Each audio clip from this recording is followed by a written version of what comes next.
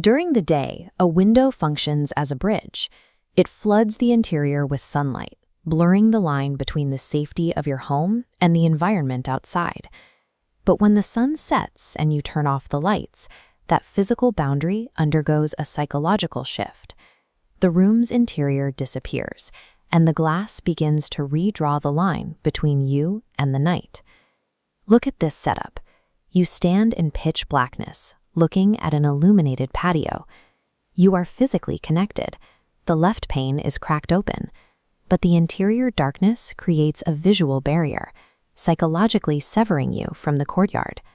You are no longer an active participant in your own house. The shadows strip away your presence, turning you into a hidden, ghost-like observer.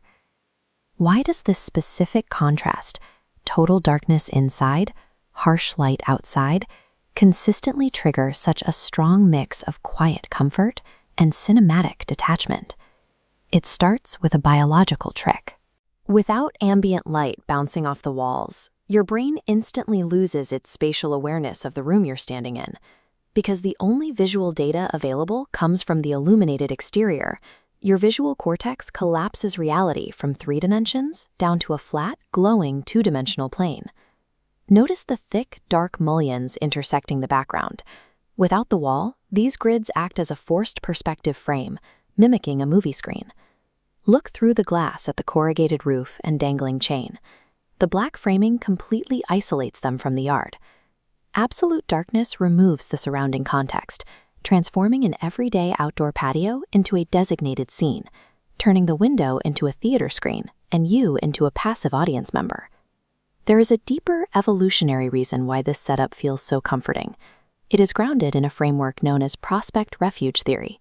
Prospect describes our evolutionary drive to have a clear, unimpeded view of our environment, to assess potential opportunities and incoming threats. Refuge is the simultaneous biological need to be completely concealed and protected from anything that might be out there looking back. We can map these concepts directly onto our visual reality. The pitch-black foreground surrounding the glass acts as an impenetrable refuge, and the brightly lit squares of the exterior roof, framed by the grid, provide the necessary prospect. This architectural setup satisfies both biological imperatives at once. It creates a sensory hack, making the observer feel safe, yet profoundly isolated. Under specific lighting conditions, a window becomes an active psychological mechanism.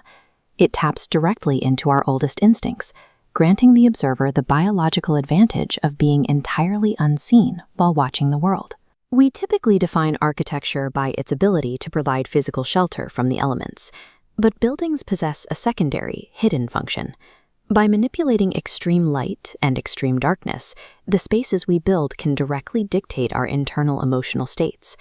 The stark contrast between the shadowed interior and the illuminated patio gives you a designated space to safely detach from the anxieties of the day. Think back to the last time you stood alone in a dark room, quietly watching the night outside.